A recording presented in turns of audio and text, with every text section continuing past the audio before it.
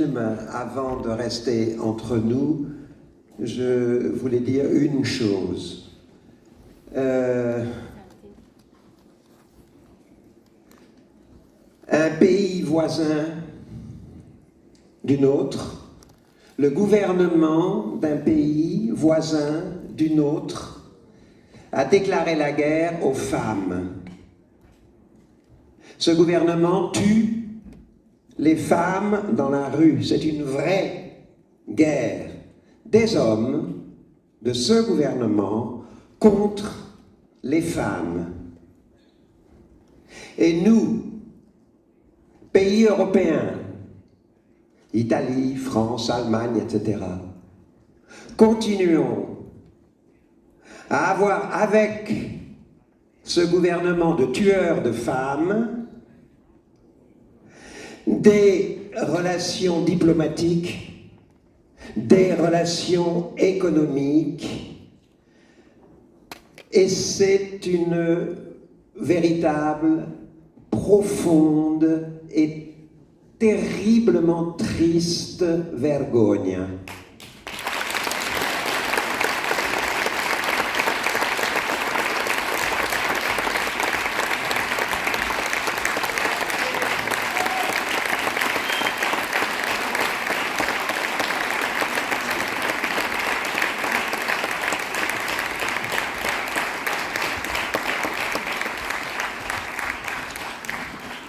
Allora, cominciamo a parlare di quello che avete appena visto, che è un film molto più complesso. Se poi ci penserete in serata, domani vi renderete conto della ricchezza che c'è in questo film.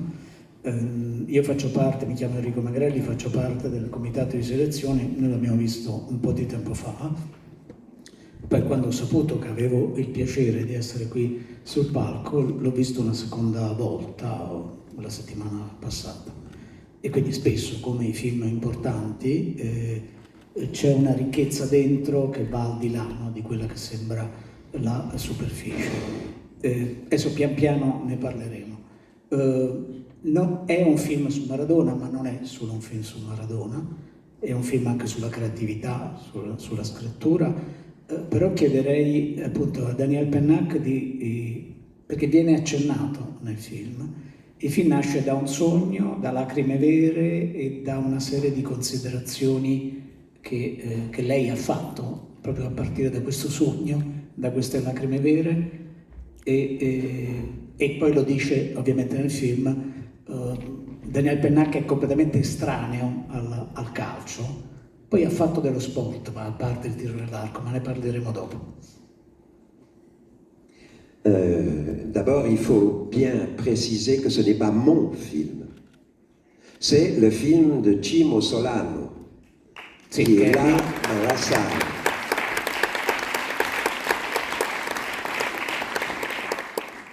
Moi, je me suis contenté, de façon tout à fait involontaire d'ailleurs, de rêver une nuit, la nuit de la mort de Maradona, que j'avançais devant une grande porte fermée, que je frappais à cette porte et que mon ami Stefano Benni m'ouvrait.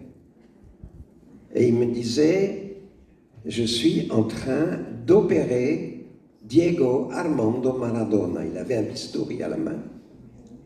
Je suis en train d'opérer Diego Armando Maradona. Et je me suis réveillé. Et en descendant, mais vous entendez, c'est traduit hein? Ah oui.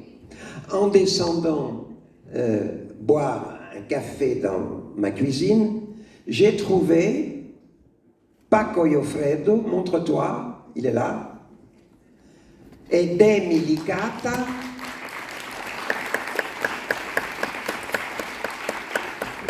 dans la cuisine, qui pleuraient toutes les larmes de leur corps.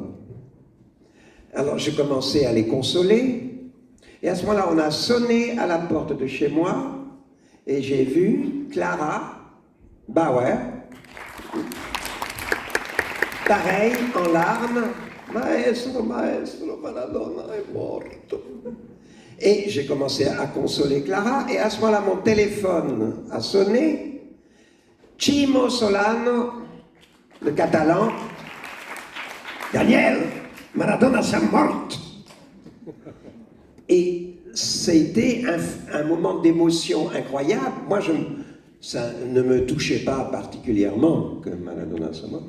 Et quand j'ai vu que le chagrin était réel, que les larmes étaient réelles, chez 4 adultes normalement constitués, parce qu'un footballeur est mort, j'aurais dit, il faut que vous m'expliquiez ça.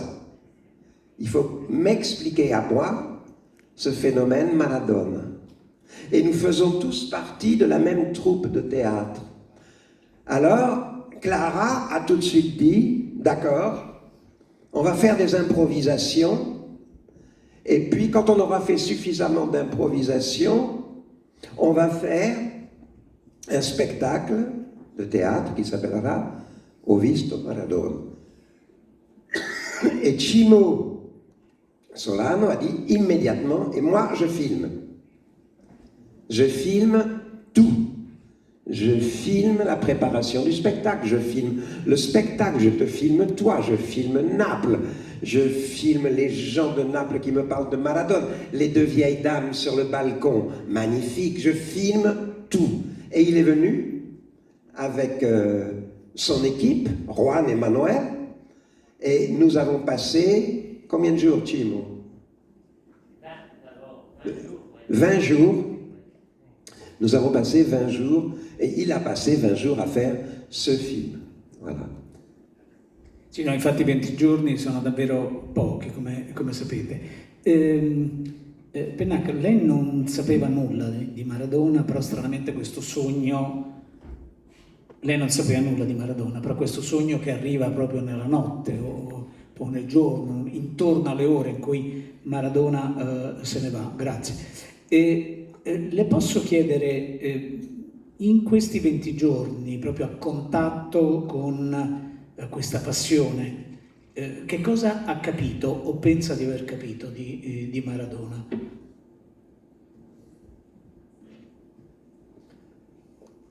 Moi, c'est toujours très dangereux quand on me demande ce que j'ai compris. Parce que je comprends pratiquement rien à rien.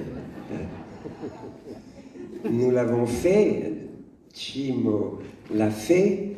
Moi, j'ai parlé à bâton rompu. J'ai écouté nos 2 amis écrivains me parler de Maradona. Et petit à petit, j'ai vu un souvenir s'incarner réellement. Le souvenir de Maradona s'incarner réellement chez les gens, y compris ceux qui ne l'ont pas connu. La jeune fille qui jouait, qui était une de nos comédiennes, et qui parle de Maradona dans la rue, comme ça. Je les voyais petit à petit, je voyais s'incarner, en effet, le souvenir de Maradona chez ces gens-là, et chez toutes les dames du balcon, mais chez tout le monde. Il y avait une réelle incarnation. Et alors là, je crois que c'est le seul, enfin, à ma connaissance, c'est le seul joueur de foot qui a créé cet effet dans l'histoire mondiale du football. Il y a des tas de gens qu'on admire énormément dans le football. Quand j'étais jeune, il y avait Platini.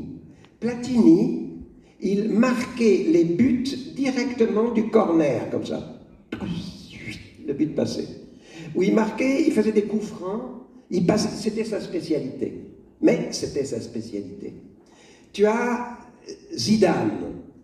Zidane, c'est un fauve, immobile, magnifique en plus, très beau, le contraire de Maradona, un grand type, magnifique, très très beau, immobile, qui tout d'un coup reçoit le ballon, bouge et marque, ou le passe, organise et marque. Il y a d'autres joueurs qui sont qui sont frappants. Matarazzi, un bandit. Un bandit. Souvenir de bandit. Et avec Zidane, intéressant. En France, nous avons eu des joueurs passionnants. Il y avait un Français qui s'appelait Vikash Dorasso. Vikash Dorasso, joueur, très bon joueur, et conscience morale. Ce qui est très très rare quand on fréquente la FIFA. Très rare. Une conscience morale qui disait non. Non. Et alors il restait sur dans les gradins, dans les mains, il ne jouait pas. On le punissait parce qu'il avait dit quelque chose d'injuste que faisait la FIFA. Il disait non. Là, pareil pour le ridicule championnat du monde au Qatar, Vikash Dorasso dit non. La conscience. Alors lui, c'était une conscience. D'accord. Tous, c'était quelque chose. Vikash Dorasso, une conscience morale. Zidane, un artiste, un fauve physiquement, une splendeur magnifique. Platini, un petit garçon des rues, très habile, très très habile. Et Maradona, autre chose. Tout à fait autre chose. Et qui peut se réincarner dans n'importe lequel des gens que Cimo a filmé à Naples. Ça, c'est un miracle incroyable. C'est très étrange. Surtout vu par quelqu'un qui n'a aucun intérêt pour le football. Très peu d'intérêt. Dunque c'è un certo punto nel film, cito non testualmente, in cui lei dice a volte nello sport, in alcuni atleti, si incarna la poesia. E questo è un concetto molto, credo molto interessante, no? Il fatto che in alcuni sport, forse anche nel tiro dell'arco, no? Che per lei è un momento di scansione della sua giornata quando scrive, nel tiro dell'arco si incarna la poesia o solo nel calcio o forse nel pugilato? Non mais Diego, c'est manifeste qu'il incarne le football, c'est immédiat.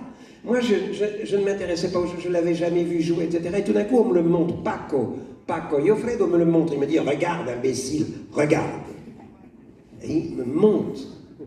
Et je vois un petit mec, un cube de muscles. Alors, j'obéis à Paco parce qu'il me fait peur. Alors, je regarde et la balle arrive et en effet, c'est Pina Bausch. Tu sais, c'est ça. C'est le foot transformé en danse. Et aussi en danse et aussi en, je sais pas comment, en plaisir d'être. Plaisir d'exister. C'est même une incarnation pour lui aussi. C'est ça qui est extraordinaire avec. C'est la sensation qu'il renaît à chaque fois qu'il touche un ballon. Bon, pour moi, l'arc, ça n'a pas d'importance. C'est un petit rituel zen, si tu veux. Quelque chose, quand j'ai trop travaillé, je vais prendre mon arc, je tire 5 flèches dans une cible, et quand elles sont toutes les 5 dans le jaune, je retourne travailler. C'est un... Dans l'arc, il y a quelque chose d'intéressant. Tu as le jaune à 22 pas. Je le mets à 22 pas, un petit jaune comme ça. Tu vises, et à un moment, le moment où tu sais que la flèche va aller dans le jaune, à cette demi-seconde-là, tu es à la fois le tireur, la flèche et le jaune. Il y a une espèce d'osmose, de moment absolument complet où tu es à la fois le tireur à l'arc, la flèche et le cœur de la cible. Et je ne sais pas expliquer ça, mais il y a un moment qui est bon, je tire à l'arc pour quelquefois connaître ce moment. Parce qu'évidemment, 90 fois sur 100, je ne connais pas ce moment, je fous tout à côté. Dunque, qualcuno mi ha detto che lei però ha praticato il pugilato? È una notizia vera? Perché è una... Ah, la boxe, oui. È una boxe, sì, certo. Oui, oui, ça aussi c'est de la danse. C'est la danse. Le plus grand boxeur du monde que j'ai vu, c'était Mohamed Ali, Cassius Clay. Et voir un match avec Cassius Clay, c'était comme s'il n'y avait pas de boxeur en face. Le type, lui voilà, c'est peut-être le sportif au monde qui me fait le plus penser à Maradona. Parce qu'il incarnait la boxe. Et c'était aussi, lui aussi, c'était un danseur et aussi un poète. C'est-à-dire les grands monologues délirants de Cassius Clay, quand on les écoutait, c'était magnifique. Et Maradona, pareil. Les grandes... il y a des discours de Maradona qui sont splendides. Effectivement, le jour où il joue très mal, et le journaliste lui dit « Mais Diego, pourquoi est-ce que tu as joué comme ça ?» Et il répond, mais spontanément, « Qu'est-ce que tu veux ? J'avais autant de jambes qu'une photo d'identité. » C'est génial. Et c'était ça très souvent. Donc oui, ils ont des sportifs qui ont la grâce. Quant à la boxe, c'est surtout l'art d'esquiver. C'est très amusant de fatiguer un adversaire qui ne peut pas te toucher. Les grandes joies de la boxe, c'est ça. Le type te tape dessus, mais il ne te touche jamais. Parce que et ça l'épuise. Et quand il est bien épuisé, boum. Dunque nel film poi ci sono alcuni momenti, soprattutto verso la fine, in cui lui parla però anche della sua, non la chiamerei vocazione letteraria, no? Però cominciare a scrivere da una parte quasi per cancellare quello sta zitto, no? Che le veniva ripetuto quando era più piccolo, essendo il più piccolo dei fratelli, e poi nello stesso tempo cominciare a scrivere per raccontare delle storie a se stesso. Vogliamo parlare di questi due, approfondirli un po', perché nel film vengono accennati e mi sembrano importanti. Il faut que je règle un peu plus fort. No, no. Ça règle comment, ça? C'est trop fort. Voilà, je voudrais vous régler un peu plus fort, je ne sais pas. Alors, c'est le volume. Non, là c'est channel, c'est pas le volume. Là, le volume. Oui, je voudrais plus fort. Alors, toutes les jeunes femmes qui sont ici et qui ont des enfants, tous les jeunes pères qui sont ici et qui ont des enfants, vous devez absolument, tous les soirs, leur raconter des histoires. Tous les soirs. Au début, ça va énormément vous embêter. Parce que vous êtes adulte, parce que vous avez autre chose à faire, parce qu'il faut que vous s'engueulez avec sa femme ou son mari, faire le ménage. Non, priorité, raconter des histoires aux enfants. C'est comme ça que vous les introduirez dans la littérature. C'est comme ça que vous les introduirez dans la lecture. C'est comme ça que vous les introduirez dans la lecture, dans la littérature, c'est-à-dire dans la compagnie universelle. C'est parce que vous raconterez des histoires à vos enfants qu'un jour, ils liront Eri de Luca, ou Le désert des Tartares de Buzzati, ou Moresco, la Lucina. C'est grâce aux petites histoires que vous leur raconterez que quelques années plus tard, ils seront dans la compagnie des chefs-d'œuvre. Et c'est vital. C'est vital. C'est ça ou en faire des consommateurs chiusi. Vraiment.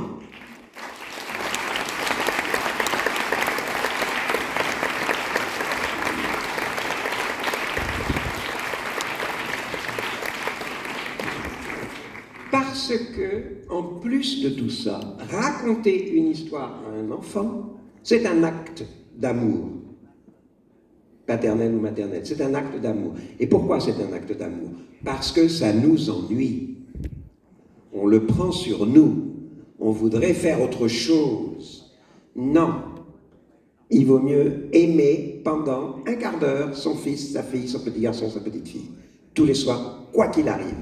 Jusqu'à ce qu'il vous congédie. Et être congédié, c'est délicieux. Quand les enfants disent non, non, non, c'est fini, maintenant c'est moi qui lis, c'est merveilleux. Ma quando... No, no, prego, prego, non volevo...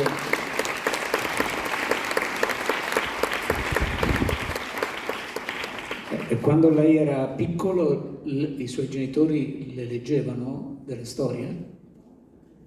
Non. Non. Ma mère avait 4 garçons, beaucoup de travail. Les 4 garçons étaient difficiles. Et elle n'avait pas envie de raconter des histoires le soir. Et mon père, lui, il lisait pour lui. Non, non, j'ai pas eu ça. Mais je me suis mis à me raconter des histoires à moi-même. Et après, c'est les histoires que je raconte aux autres. Les romans, ça a commencé comme ça. Et quand Cimo m'a demandé « Mais comment est-ce que tu t'es mis à écrire ?» On pose toujours aux romanciers cette question. Alors, Beckett répond, Boncassa, il y en a... Chacun cherche une réponse originale. Alors moi, je cherchais des réponses originales. Je disais toujours « J'écris pour cause de santé », par exemple. Bon. Et quand Cimo m'a posé cette question, j'ai eu, pour la première fois, la vraie raison. C'est parce que quand j'étais gosse, on me disait « Tais-toi ». Tais-toi. Et un enfant a besoin de raconter à sa famille, il a besoin de raconter ce qui se passe dans la journée. Et donc, je me suis tu, mais je me suis mis à me raconter des histoires qui sont ensuite devenues. Et nous allons avec Clara, Paco et Demi, du mois de novembre à la fin du mois de décembre, nous allons tourner chez vous, en Italie, avec un spectacle qui s'appelle du sogno alla scena, du rêve à la chaîne. Parce que le début des histoires, chez moi, ça a été des rêves que j'écrivais. Je donnais le journal de mes rêves. Et certains de ces rêves sont devenus ensuite des récits, parce que je les continuais dans la journée. Una cosa... No, passo anche perché non abbiamo tantissimo tempo, quindi c'è un microfono in sala, chi vuole partecipare alla conversazione naturalmente è benvenuto, quindi c'è una signora con un microfono, io non vi vedo bene, quindi no, devo fare così, che è uno strano gesto, insomma. Non so se ci... Ecco lì, c'è da quella parte, adesso arriva. Buon pomeriggio, io sono Noemi. E mi chiedo, lei ha già individuato un'altra figura come Maradona, quindi un suo possibile erede, o c'è solo un Maradona per gli italiani e per il mondo?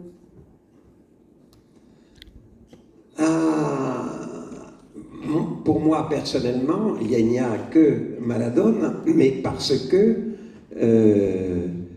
Paco, Demi, Cimo et Clara ont attiré mon attention. Pour moi, Maradona est né le matin où j'ai vu ces 4-là pleurer parce qu'il était mort. Il est né à ce moment-là pour moi. Autrement, dans le domaine du sport, il y avait le boxeur, Mohamed Ali, et autrement, des personnages d'identification, ce sont surtout des personnages de fiction. Et ça change avec les âges. Quand j'avais 7 ou 8 ans, je m'identifiais à l'affreux petit canard d'Andersen, dans les contes d'Andersen. Quand j'avais 15 ans, je m'identifiais à Pierre Bezoukov dans Guerre et Paix. Quand j'avais 18 ans, bien sûr, je m'identifiais à tous les fous de Dostoïevski, au prince Mishkin, etc. Ensuite, quand je suis devenu un peu mélancolique, parce que je voyais que le temps passait, je me suis identifié à Pessoa, au Pessoa du livre de l'intranquillité. Mais tout à l'heure, on m'a posé la question et j'ai retrouvé un personnage qui peut davantage t'intéresser. C'est un petit garçon, 7-8 ans, Little Nemo. Et Little Nemo, c'est un dessin, petit dessin, d'un Américain de 1905, Winsor McCay. Et cherche ça, c'est des grandes bandes dessinées. Et chaque bande dessinée raconte un rêve de ce petit Little Nemo. Et c'est des rêves tout à fait extraordinaires. Les dessins sont plastiquement sublimes, c'est des chefs-d'œuvre à chaque fois. Et la dernière case, parce que c'était édité dans un journal tous les samedis, alors c'était des dessins, tac, tac, tac, tac, puis tu avais une dernière case où Little Nemo se réveillait, tombait de son lit, et il y avait des paroles qui étaient écrites qui venaient d'une pièce d'à côté, c'était les parents. Et les parents lui disaient, Little Nemo, arrête de rêver. Arrête de faire ça. Et le premier mot qu'il entendait le matin, c'était tais-toi.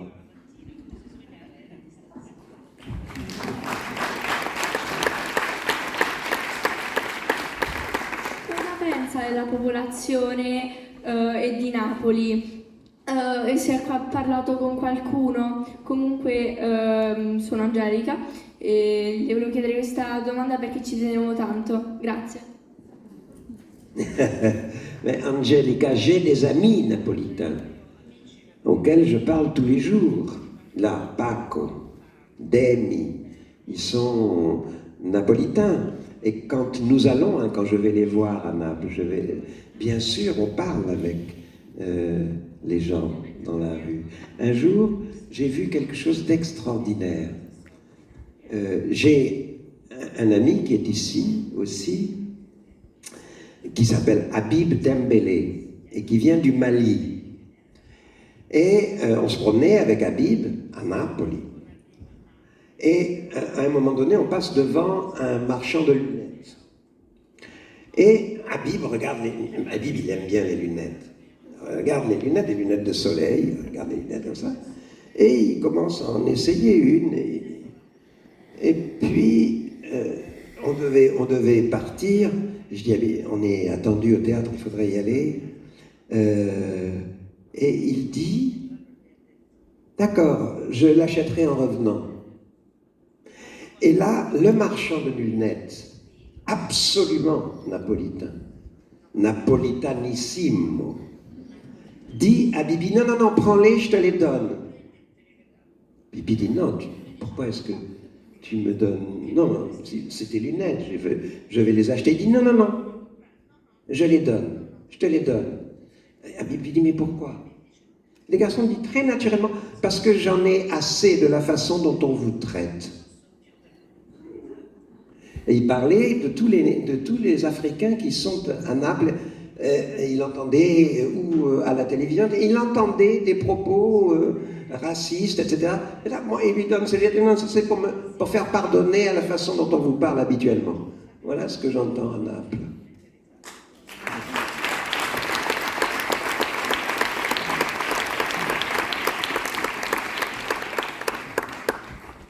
Professor Pennac, buonasera.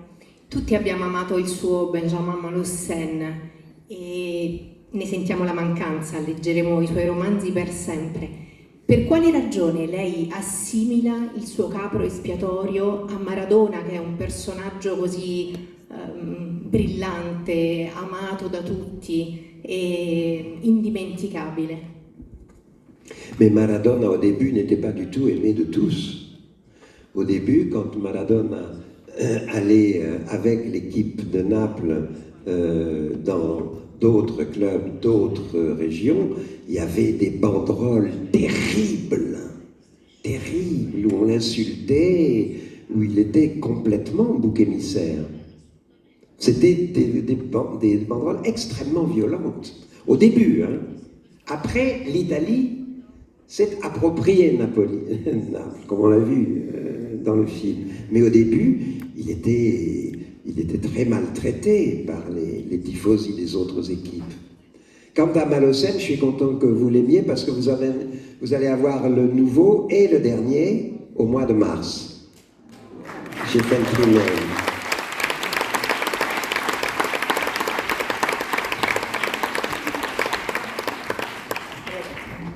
Buonasera, volevo sapere se questo splendido film è stato visto in Francia dai suoi connazionali e come hanno reagito, se l'hanno visto ovviamente, come hanno reagito al fatto che lei abbia dedicato un tributo prima di tutto a un uomo ma anche a un calciatore che però non è francese.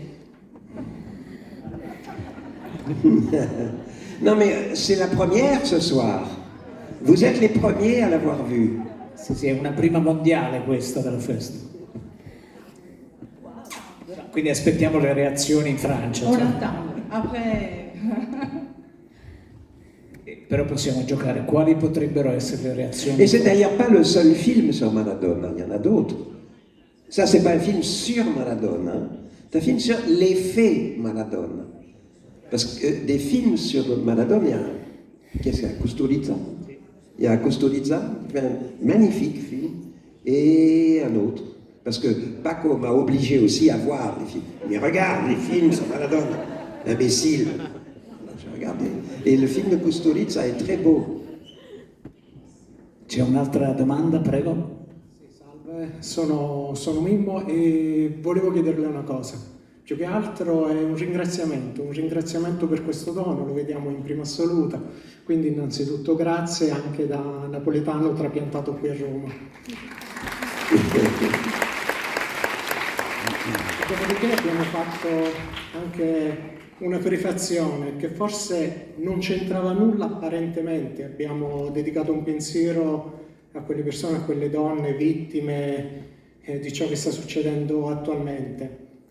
Manca, a suo avviso, il pensiero, una cassa di risonanza forte come quella che poteva avere Maradona, nel senso che adesso, lei l'ha detto, è un uomo che ho imparato a conoscerlo dalle lacrime di chi mi stava vicino, però Maradona faceva anche tanto rumore, è una persona che comunque aveva una cassa di risonanza enorme.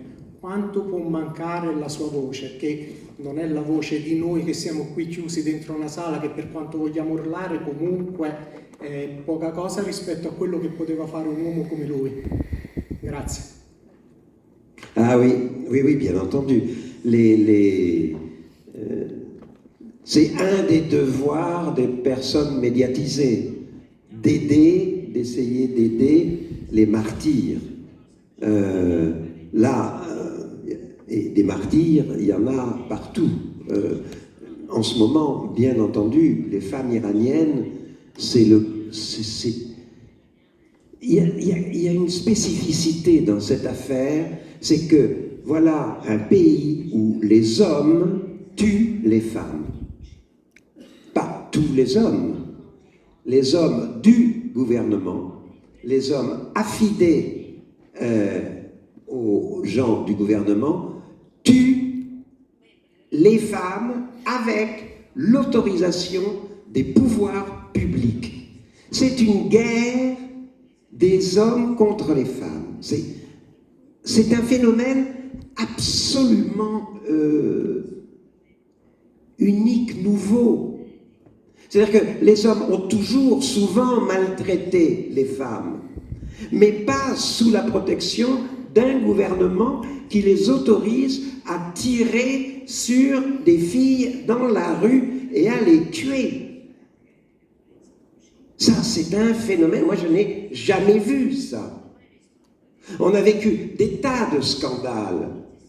L'agression de l'Ukraine par la Russie, c'est monstrueux, c'est un scandale, c'est une guerre atroce où il vaut beaucoup mieux être militaire que civil parce que les civils sont tués, mais d'une certaine façon, nous avons l'atroce habitude de ce genre de choses. Les pauvres gens qui se noient dans la Méditerranée et que l'Europe refuse d'accueillir sous prétexte sous prétexte de danger démographique. Nous connaissons ça maintenant depuis des années. C'est absolument monstrueux. Ça décrit un égoïsme de civilisation tellement manipulable, tellement instrumentable, politiquement instrumentalisé par les extrêmes droites, par ceci, par cela. Mais d'une certaine façon, nous avons l'habitude de cette chose affreuse. Mais d'ailleurs, ça n'a l'air de rien comme ça, je vous le dis en passant, mais personnellement, depuis qu'on utilise ma Méditerranée, la mer où je suis né, où j'ai grandi, je suis presque né dans la Méditerranée. J'ai appris à nager, à marcher dans la Méditerranée. C'est ma mer. Depuis qu'on l'utilise comme tombeau, j'ai fait, moi, personnellement, le vœu de ne plus jamais me baigner dans la Méditerranée.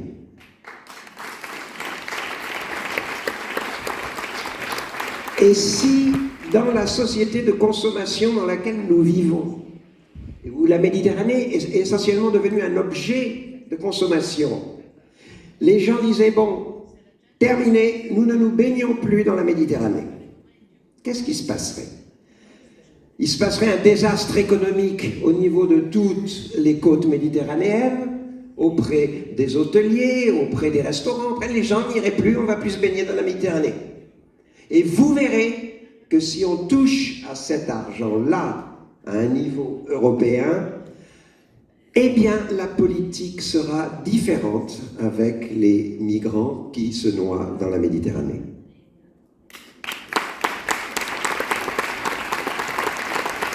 Mais ce qui se passe en ce moment en Iran contre les femmes, ça, c'est absolument nouveau, absolument unique, totalement monstrueux, mais ça ne change rien à notre diplomatie, ça ne change rien à notre commerce, ça ne change pas grand-chose, ça sent rien.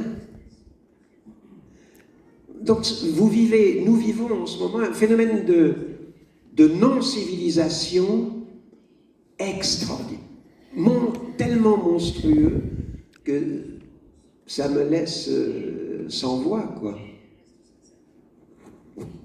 Et je pense en effet que si Maradona avait dit aujourd'hui, il n'aurait pas eu besoin de se couper un cheveu, mais il aurait certainement tenu ce genre de discours. On tue les femmes, un gouvernement tue les femmes, des hommes d'un pays assassinent leurs femmes. La moitié de l'humanité armée a déclaré la guerre à l'autre moitié de l'humanité désarmée. C'est tellement inouï. Et le problème, c'est que comme c'est une information, et que nos informations sont aussi des objets de consommation, petit à petit, on en entendra de moins en moins parler. Et les Iraniens, le gouvernement iranien continuera à tuer ces femmes. Et nous en parlerons de moins en moins chez nous. Parce que c'est une information, un objet de consommation. C'è un'altra domanda, prego.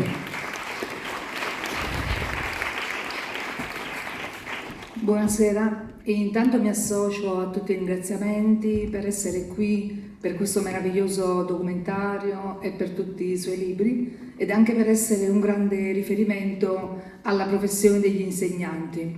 E in merito a questo volevo chiedere, nella sua partecipazione, quasi supervisione mi viene da dire, in questo documentario, quanto è stata importante la dimensione dell'insegnante. In particolare mi riferivo a quella scena col bambino, quando lei si preoccupa di come, in che modalità deve realizzare il collage e tutto quanto, quindi questa indicazione ad una partecipazione concreta del bambino. Mais vous savez, c'était Giuseppe. Où es-tu, Giuseppe? Tu es là? Hey, il est là-bas. Bien sûr, où êtes-vous, madame? Je ne vous vois pas. Ah oui, bien sûr, L'enseignement m'intéresse et je suis... D'ailleurs, c'est plutôt Paco qui était pédagogue avec Giuseppe en lui expliquant qu'est-ce que c'est, tu vois, le théâtre, ou Clara.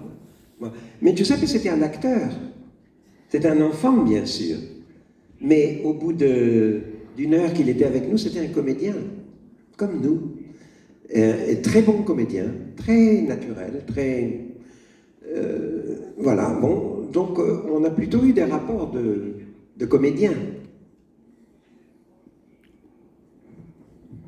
Allora, purtroppo dobbiamo chiudere, è tutto per ora, naturalmente, poi avremo altre occasioni. Grazie veramente di cuore a Daniel Pennato, grazie a tutti voi e buona festa.